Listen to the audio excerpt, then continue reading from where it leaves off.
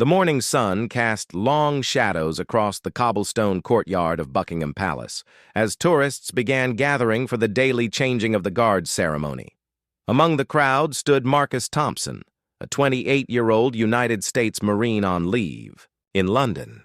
His short-cropped hair and straight posture gave away his military background even in civilian clothes. Marcus had served 2 tours in Afghanistan and carried himself with the quiet confidence that comes from facing real danger. The ceremony was something his sister had insisted he see during his visit to England. She lived in London now, married, to a British banker, and was determined to show her younger brother all the traditional sights. Marcus wasn't particularly interested in tourist attractions, but he loved his sister and wanted to make her happy. Besides, after months of deployment and training, he was enjoying the peaceful change of pace. As the crowd grew thicker, Marcus found himself pressed closer to the palace gates. The famous red-coated guards stood motionless at their posts, their tall black bearskin hats creating an imposing silhouette. These were the Queen's Guard, elite soldiers chosen from various regiments of the British Army. Their job was to protect the royal residences, and they took their duty seriously. Marcus studied the guards with professional interest. He recognized their discipline and training in the way they held themselves perfectly still despite the chaos around them. Tourists pushed and shoved, trying to get better photos. Children ran between their legs, and people called out questions and jokes. The guards remained statue-like, their eyes focused straight ahead, their rifles held at precise angles. One guard in particular caught Marcus's attention. He was tall and broad-shouldered, probably in his late 20s like Marcus himself. His uniform was immaculate, every button polished to perfection, but it was his eyes that Marcus noticed most. Even staring straight ahead, they held an alertness that spoke of real military experience. This wasn't just someone playing dress-up for tourists. This was a soldier. The crowd continued to grow as the ceremony time approached. A group of American college students nearby were getting increasingly loud and disrespectful, making jokes about the guards and daring each other to try to make them move or react. Marcus felt his jaw tighten. He understood the tradition these guards represented, and the discipline required to maintain their composure. "They're like statues," one of the students laughed loudly. "I bet they're not even real soldiers. It's probably just for show." Marcus turned to look at the student who had spoken. The young man was clearly trying to impress his friends, pulling out his phone to record himself, making faces at the guard. Other tourists began to join in, waving their hands in front of the guard's face and making silly gestures. The guard Marcus had been watching remained perfectly still, but something in his expression had changed subtly. Marcus, with his military training, could read the signs of controlled tension. The guard was getting annoyed, but his discipline was holding firm. Marcus respected that kind of self-control. It took real strength to stand there and take disrespect without reacting. As the minutes passed, the crowd's behavior grew worse. Someone actually reached out and tried to touch the guard's rifle. That crossed a line for Marcus. In any military situation he had been in, touching a soldier's weapon without permission was asking for serious trouble. The guard still didn't move, but Marcus could see the slight tightening around his eyes. Without really thinking about it, Marcus began moving through the crowd toward the front.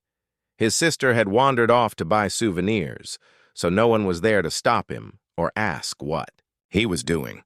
He felt drawn to this situation, partly out of respect for a fellow soldier and partly out of curiosity about just how well-trained these famous guards really were. When Marcus reached the front of the crowd, he was only about 6 feet away from the guard.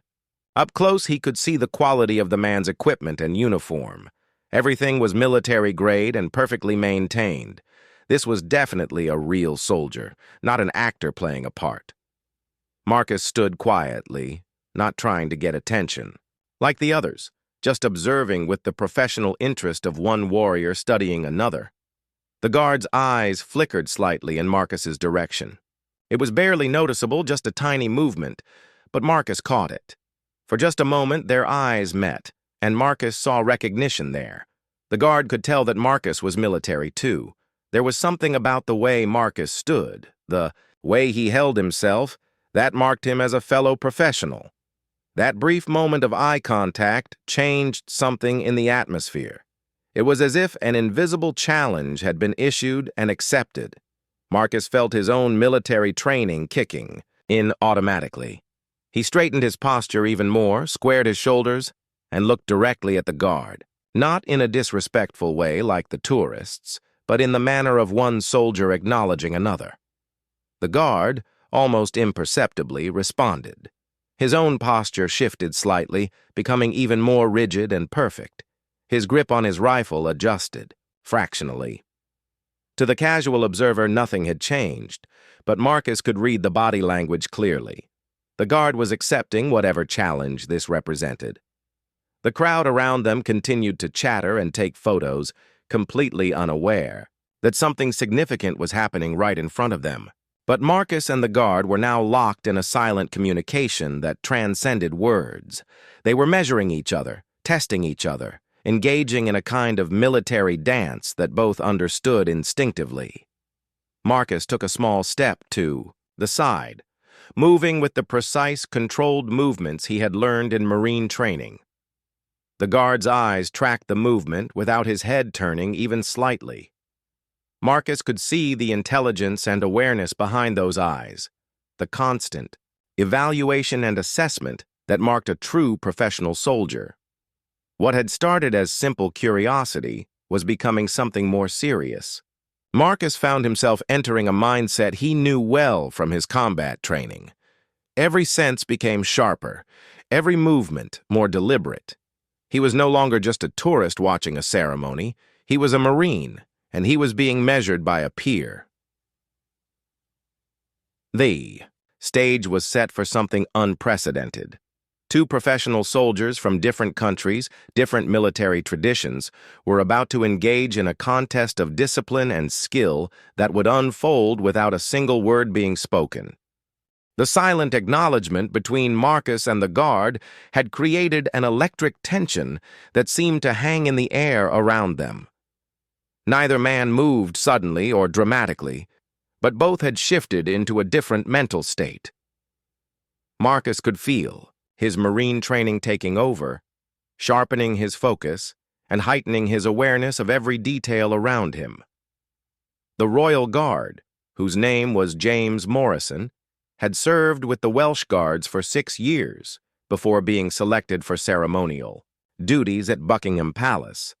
Behind his stoic expression, he was intrigued by this American tourist who clearly wasn't just another sightseer. James had developed an expert ability to read people during his years of standing guard, and everything about this man screamed military professional. Marcus began to move with deliberate precision, his steps measured and purposeful. He wasn't trying to distract or annoy the guard like the other tourists had been. Instead, he was demonstrating his own discipline and training through subtle movements that only another soldier would recognize and appreciate. Each step was placed exactly where he intended it, his balance perfect, his posture unwavering. James watched this display with growing interest. The American was showing respect through his actions, but he was also issuing a challenge. It was as if he was saying, "I see your discipline, and I'll match it with my own." James felt a flutter of excitement beneath his professional calm. After months of dealing with ignorant tourists and maintaining perfect stillness, here was someone who understood what real military bearing meant. The crowd continued to swirl around them, but Marcus and James had created their own bubble of intensity. Marcus stopped directly in front of James, about 4 feet away, and came to a position of attention that was unmistakably military.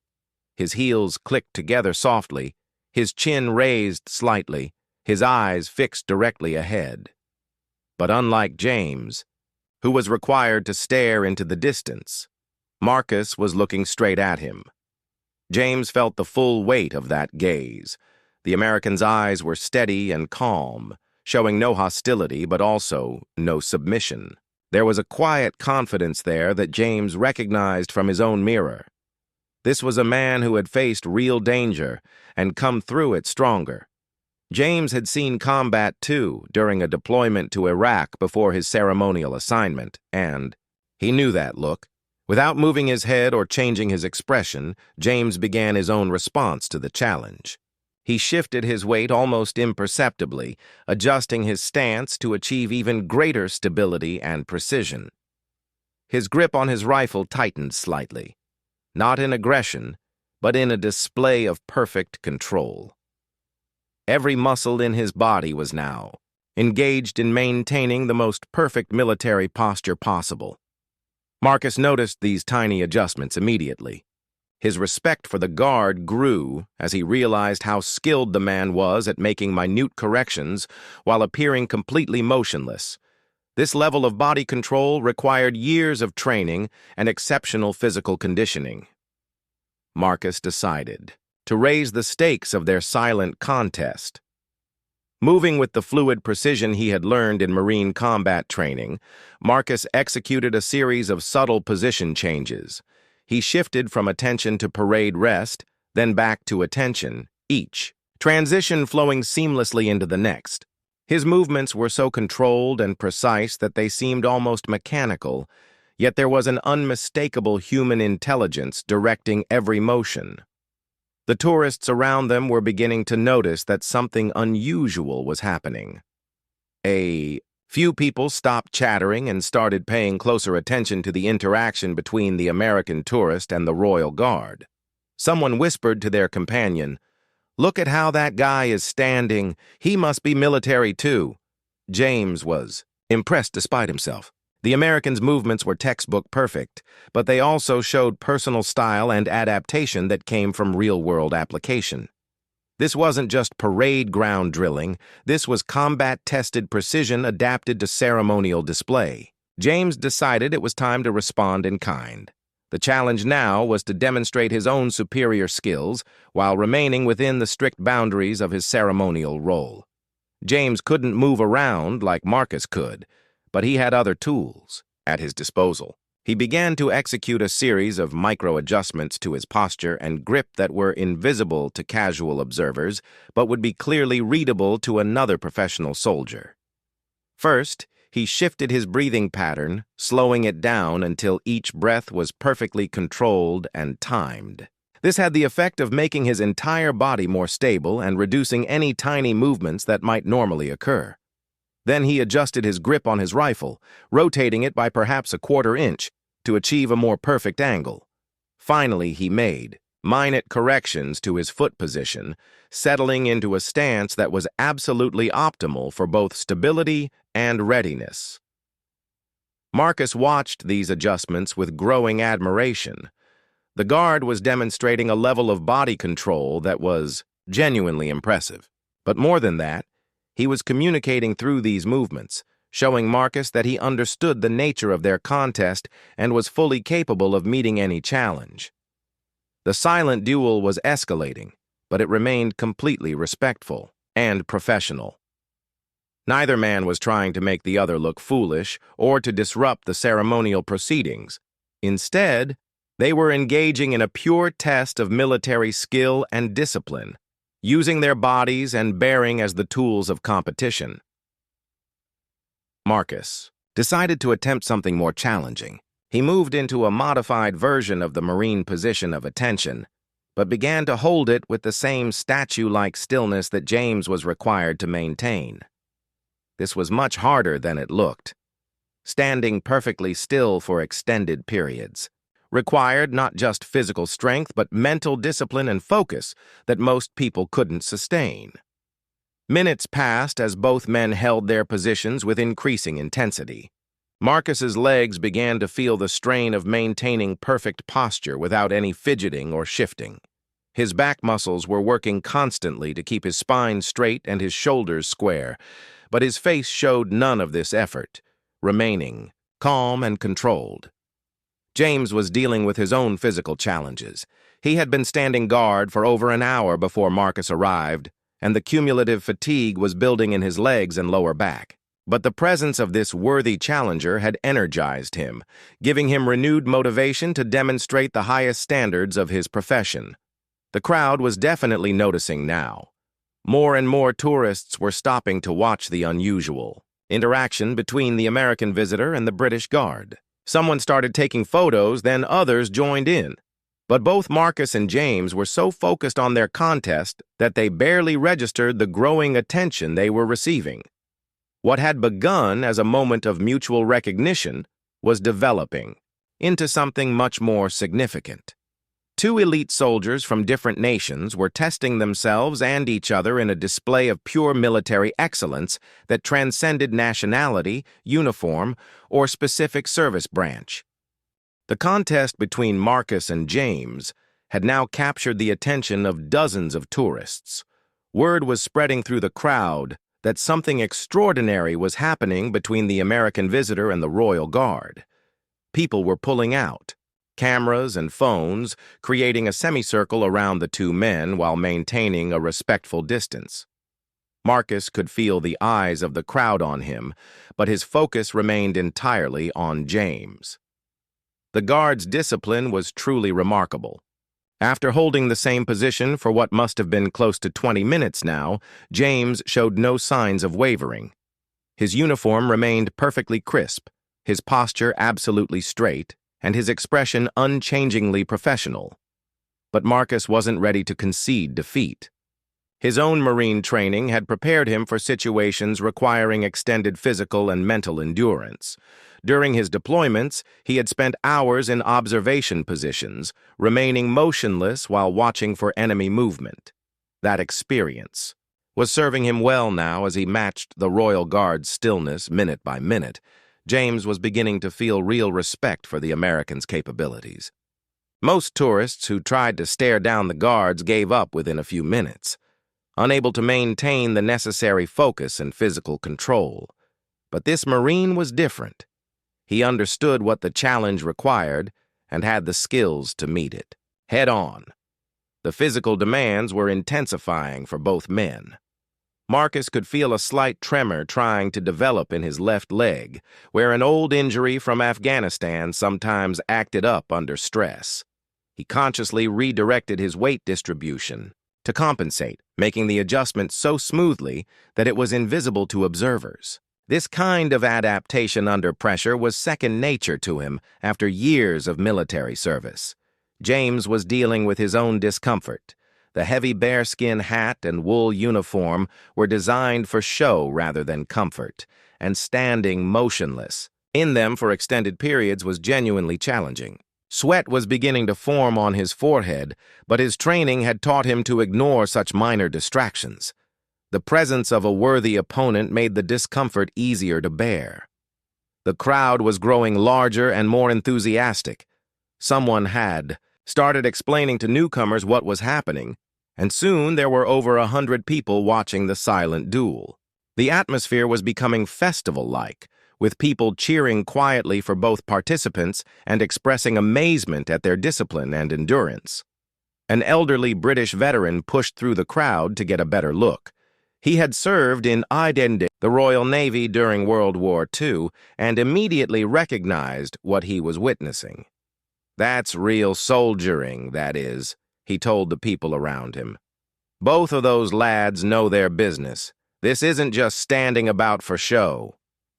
Marcus heard the veteran's comment and felt a surge of pride. Recognition from an older warrior meant something special. Validation that his efforts were being understood and appreciated by someone who truly knew what military service required. But he didn't let the praise break his concentration. If anything, it motivated him to maintain his standards even more precisely. James was experiencing similar feelings. The growing crowd of admirers was energizing rather than distracting. After months of being treated like a tourist attraction, it felt good to be recognized as a real soldier demonstrating genuine skill. The American had given him this opportunity to show what he was truly capable of. The silent competition was evolving into something more complex than simple endurance. Both men began incorporating subtle elements of military drill into their stillness. Marcus would shift his weight in ways that demonstrated perfect balance, while James would make tiny adjustments to his rifle position that showed his complete mastery of his equipment. A group of British soldiers in civilian clothes had joined the crowd. They were off-duty members of James's own regiment who happened to be visiting the area. They immediately understood what was happening and began providing quiet commentary to the tourists around them, explaining the difficulty and skill involved in what both men were demonstrating. "The Yank's good," one of them whispered to his mate. "Look at how he's breathing. That's combat training, that is. But our James won't give an inch. He's been the best at ceremonial drill since he joined the Guard." The endorsement from James's comrades added another layer of pressure and motivation. Marcus could overhear some of their comments and realized he was being evaluated by experts who knew exactly what to look for. But rather than making him nervous, this knowledge sharpened his focus even further. Time seemed to slow as the contest continued. Both men had now been holding their positions for over half an hour, long enough for real physical stress to build up. Marcus's shoulders were burning with the effort of maintaining perfect posture, and he could feel the beginning of cramps in his calf muscles. But his face remained serene and controlled, showing none of the internal struggle.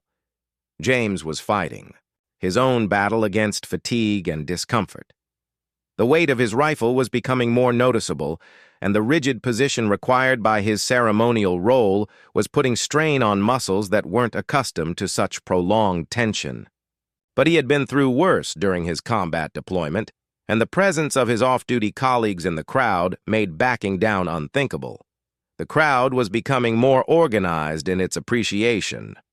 Someone had started keeping time on their phone, announcing elapsed time every 5 minutes. Others were taking photos and videos to share on social media, recognizing that they were witnessing something special and unique. A news reporter who happened to be in the area doing a story about tourism at Buckingham Palace noticed the crowd and came over to investigate. When she realized what was happening, she immediately called her camera crew. This was exactly the kind of human interest story that would capture viewers' attention. Neither Marcus nor James was aware of the growing media attention. They remained locked in their private contest, each pushing himself to demonstrate the highest possible standards of military bearing. The external world had faded away, leaving only the pure challenge of matching skill against skill, discipline against discipline. The physical demands were approaching the limits of what either man could sustain indefinitely, but neither was willing to be the first to yield. What had begun as a spontaneous moment of mutual recognition had become a test of everything their respective military services had taught them about perseverance, pride, and never giving up in the face of a challenge. The stage was set for the climax of their extraordinary encounter, as both the American Marine and the British Royal Guard prepared to discover just how far their training and determination could carry them. The news crew arrived just as the contest entered its most critical phase. Both Marcus and James had been maintaining their positions for nearly 45 minutes, pushing well beyond what most people could endure. The reporter, Sarah Mitchell, from BBC London quickly grasped the significance of what she was witnessing and began setting up for what she instinctively knew would be a compelling human interest story. Marcus was now fighting a serious battle against his own body. His legs were trembling slightly with fatigue, and he could feel sweat beginning to form despite the cool London morning. The old shrapnel wound in his left thigh was sending sharp reminders of its presence, trying to force him to shift position to relieve the building pressure. But his mind remained crystal clear and focused. This had become more than just a spontaneous challenge. It was a test of everything the Marines had taught him about never surrendering. James was experiencing his own physical crisis. The heavy, ceremonial uniform, designed more for appearance than comfort, was becoming a significant burden. The tall bearskin hat seemed to weigh more with each passing minute, and the rigid wool tunic was restricting his breathing. His lower back was screaming from maintaining the perfect upright posture required of the Queen's Guard. But like Marcus, His mental determination was unshaken. The crowd had grown to nearly 200 people, creating a natural amphitheater around the two soldiers. Tour groups that had come to see the regular ceremony were instead witnessing something far more extraordinary. The atmosphere was becoming electric with anticipation as everyone realized they were watching something unprecedented unfold. Among the spectators, Marcus's sister Emma had returned from her souvenir shopping to find her brother at the center of a major crowd. At first, she was worried and tried to push through to reach him, but other Americans in the crowd quickly explained what was happening. Despite her concern, she found herself filled with pride as she watched her little brother demonstrate the discipline and strength that had made him such an outstanding Marine. The off-duty British soldiers in the crowd were providing expert commentary to anyone who would listen, helping the civilians understand the genuine difficulty of what both men were accomplishing. Most people couldn't hold a proper attention position for 5 minutes, one of them explained to a group of German tourists. These two have been at it for 3/4 of an hour. That's serious military fitness and mental strength. James could hear fragments of the commentary, and it reinforced his determination not to let down his regiment's reputation. The Welsh Guards had a proud history, stretching back generations, and he was representing all of that tradition in this moment. The American was proving to be an extraordinarily worthy opponent, but James had no intention of being the first to break. Marcus was drawing on memories of his toughest training experiences to maintain his focus. He thought about the grueling endurance exercises at Marine boot camp, the long hours of motionless observation duty in Afghanistan, and the pride he felt wearing his uniform. This British Guard was showing him tremendous respect by accepting his challenge, and Marcus was determined to prove that the respect was well-founded. The BBC camera crew had set up and was now recording the encounter. Sarah Mitchell was conducting quiet interviews with spectators, building the context that would help viewers understand what they were seeing. The story was already being shared on social media, with hashtags like "And Marine V's Guard" and "The Silent Duel" beginning to trend in London. Both men were now operating in a zone that most people never experience, where the mind takes complete control over physical discomfort and fatigue. Marcus had learned to access this state during combat situations where failure meant death. James had discovered it during his most challenging military training exercises, where quitting meant letting down his entire unit. The physiological stress was becoming severe. Marcus could feel his heart rate elevated from the sustained muscular tension, and his breathing had to be consciously controlled to prevent hyperventilation. His uniform, civilian though it was, felt soaked with perspiration despite the cool temperature. But his external appearance remained calm and controlled, showing none of the internal battle he was fighting. James was experiencing similar physical stress, complicated by the restrictive nature of his ceremonial uniform. The high collar was making proper breathing more difficult, and the heavy fabric was trapping heat despite the morning coolness. His rifle, normally a familiar and comfortable piece of equipment, now felt like it weighed twice its actual weight. But his bearing remained absolutely perfect, his posture unwavering. The crowd was beginning to show real concern for both participants. Some people were calling for someone to intervene, worried that the men were pushing themselves beyond safe limits. But the military veterans in the group explained that both soldiers were operating within their trained capabilities, demonstrating exactly the kind of determination and endurance that made them elite warriors. An hour passed, then an hour and 10 minutes. The contest had now exceeded anything in the recorded history of interactions between tourists and the Queen's Guard. Both men had entered territory that few people ever explore, where pure willpower becomes the only thing standing between success and failure. Marcus was now running on nothing but mental toughness and pride. Every muscle in his body was screaming for relief, and his vision was beginning to show the slight haziness that comes with prolonged physical stress. But his mind remained locked on to his objective. He would not be the first to yield to this challenge. James was in an equally desperate state. The physical demands of his position, combined with the stress of performing under intense scrutiny, were pushing him to his absolute limits. But the presence of his regimental comrades in the crowd made surrender unthinkable. He would maintain his post until he collapsed if necessary. The tension in the crowd was becoming palpable.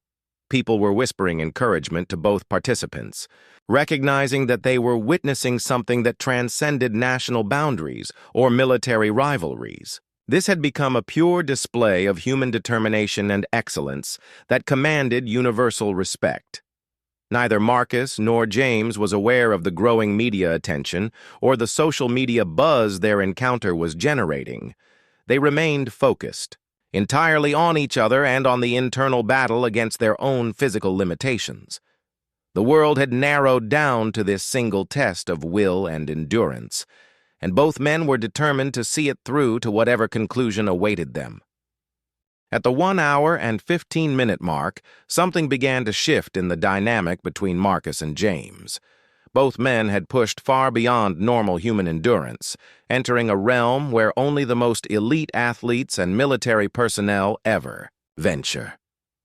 The physical pain had become so constant that it paradoxically began to fade into background noise, replaced by an almost transcendent state of pure mental focus. Marcus felt as though he was watching himself from outside his own body. Every breath was deliberate, every heartbeat measured. His Marine training had prepared him for extreme situations, but this was different from combat stress. There was no adrenaline rush, no immediate danger to focus on. This was purely about willpower and the refusal to accept defeat. His respect for the British Guard had grown exponentially over the past hour. This man was demonstrating a level of discipline and endurance that commanded the highest professional admiration. James was experiencing a similar transformation.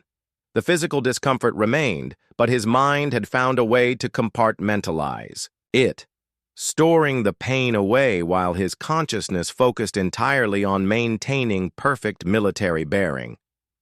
He thought about the long history of his regiment, about all the soldiers who had stood guard before him, about the tradition of excellence he was representing. The American across from him had given him the opportunity to demonstrate what that tradition really meant. The crowd had grown quieter, sensing that something profound was happening before them. The initial excitement and chatter had given way to an almost reverent atmosphere. People were speaking in whispers, reluctant to disturb the intense concentration of the two soldiers. Even children in the crowd seemed to understand that they were witnessing something special and important.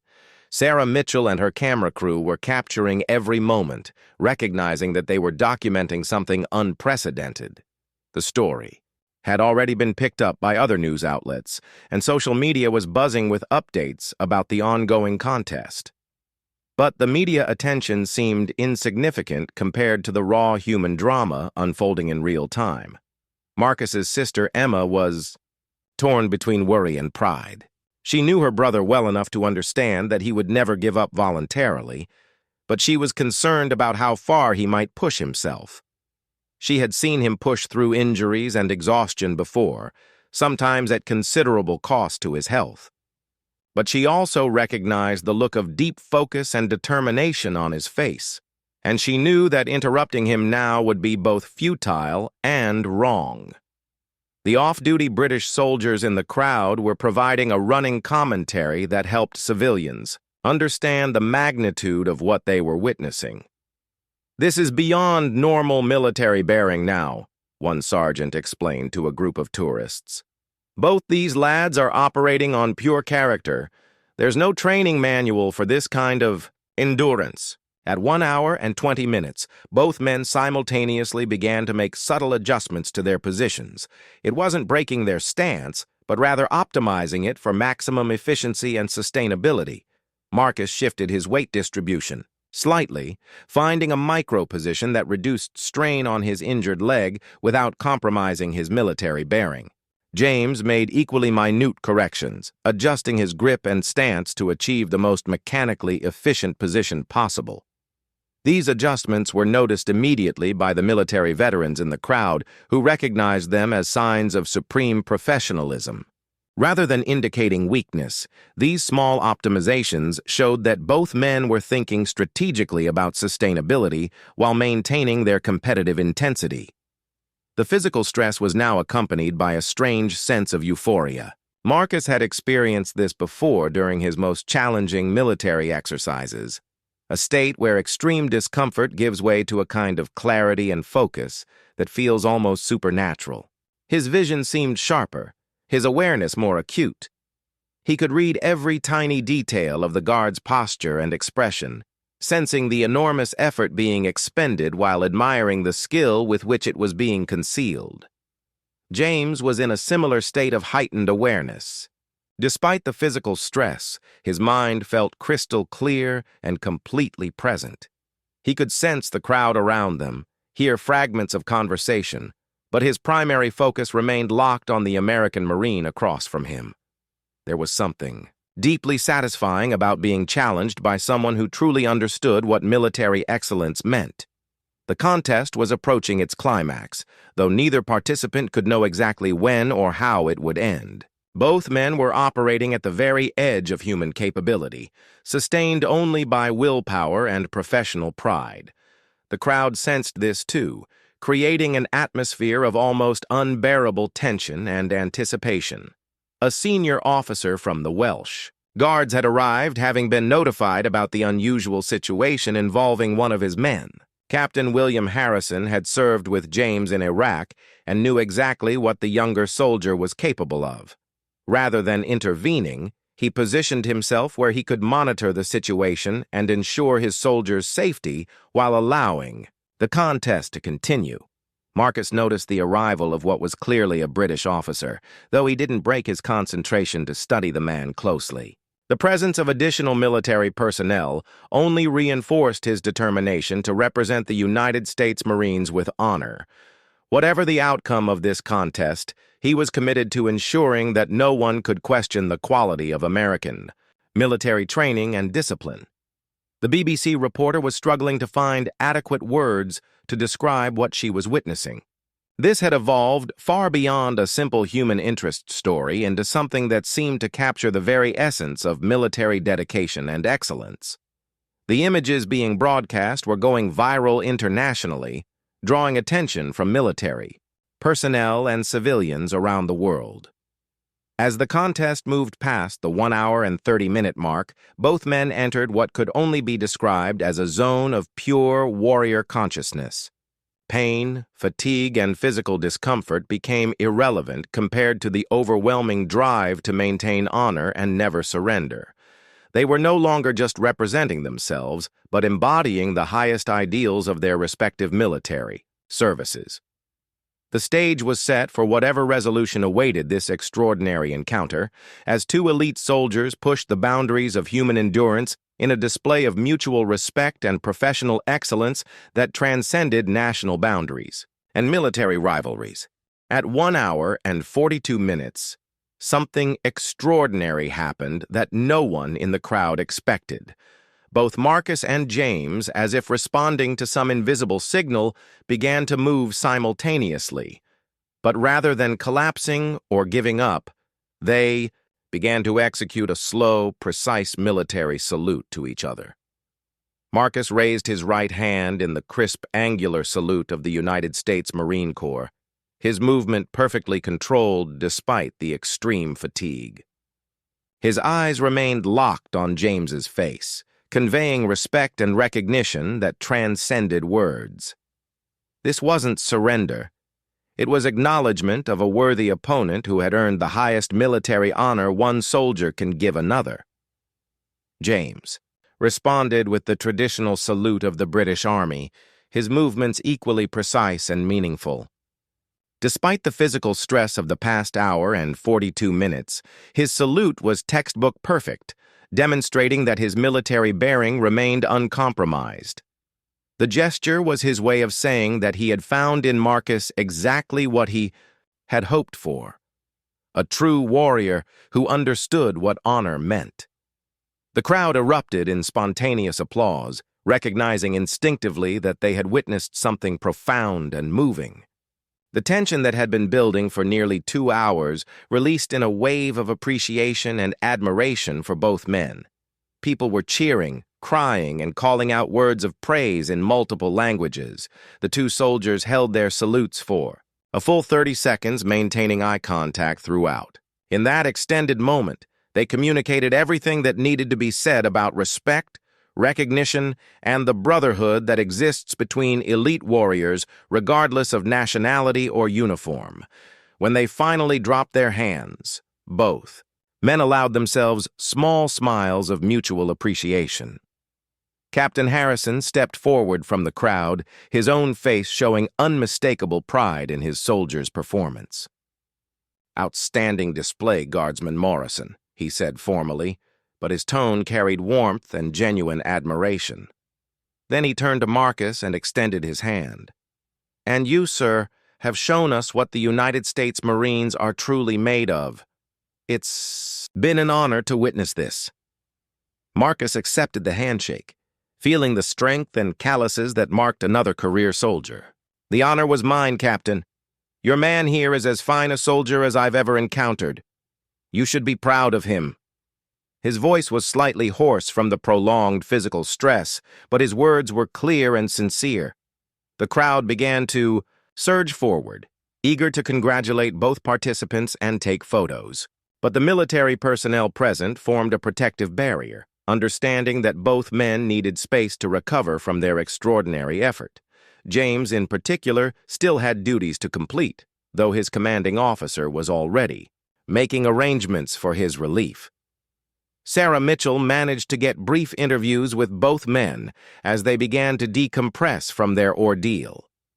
"What made you decide to end it with mutual salutes?" she asked Marcus. Marcus considered the question carefully. "At some point, it stopped being about winning or losing," he said, still catching his breath. "It became about showing respect for each other's dedication and skill.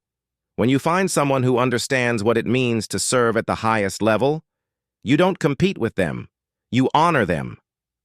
James, who had been given permission to speak briefly before resuming his duties, nodded in agreement.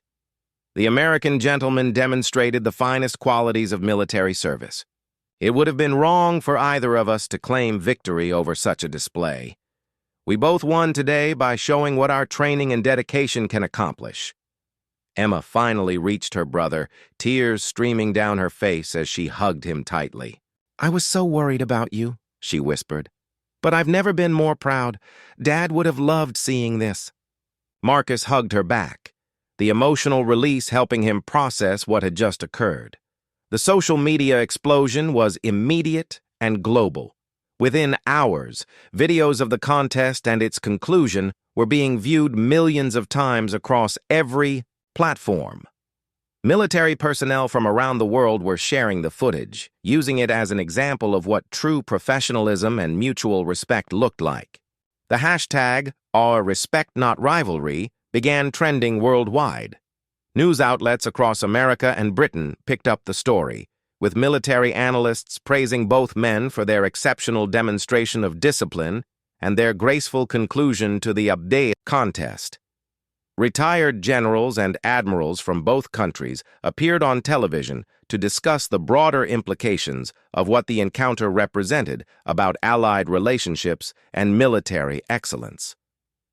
Back at Buckingham Palace, the crowd was slowly dispersing, but many people lingered, reluctant to leave the sight of something they knew they would remember for the rest of their lives. Tour guides were already incorporating the story into their presentations, and palace officials were fielding calls from international media wanting to know more about both participants.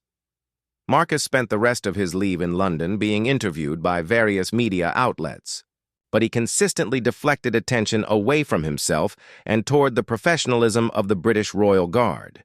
He visited James off-duty several times, and the two men developed a genuine friendship based on their shared understanding of military service and sacrifice. James returned to his regular duties but found that his reputation within the regiment had been elevated to legendary status. His fellow guards treated him with even greater respect, and recruits were told about his performance as an example of what the Queen's Guard represented at its finest. He received commendations from his commanding officers and a personal letter of recognition from senior palace officials. The story continued to resonate long after that remarkable morning in London. Military academies in both countries began using footage of the encounter in their leadership and character development programs. The mutual salute became an iconic image representing the best qualities of military service: discipline, respect, honor, and the recognition that true strength comes from lifting others up rather than tearing them down. Marcus returned to active duty with the Marines, carrying with him not just the memory of an extraordinary personal challenge, but a deeper appreciation for the universal values that unite professional soldiers regardless of their nationality. The encounter had reminded him why he chose to serve and what it meant to represent his country with honor. James continued his service with the Welsh Guards, eventually being promoted and taking on training responsibilities for new recruits. He would often tell them about the American Marine who had challenged him to be his very best, and how that challenge had made him a better soldier and a better man. The crowd that witnessed their encounter dispersed that day, but they carried the story with them, sharing it with friends and family around the world. Many said it was the most inspiring thing they had ever seen, a reminder that excellence and respect could triumph over competition and rivalry. Years later, both men would look back on that morning in London as a defining moment in their military careers, not because of what they had endured, but because of what they had discovered about themselves and each other. In a world often divided by conflict and competition, they had created a moment of pure understanding and mutual honor that proved the very best of what military service could represent. The wordless duel that had stunned the crowd became more than just an amazing display of endurance. It became a symbol of what happens when dedication meets respect, when training meets character, and when two warriors recognize in each other the very best of what it means to serve with honor.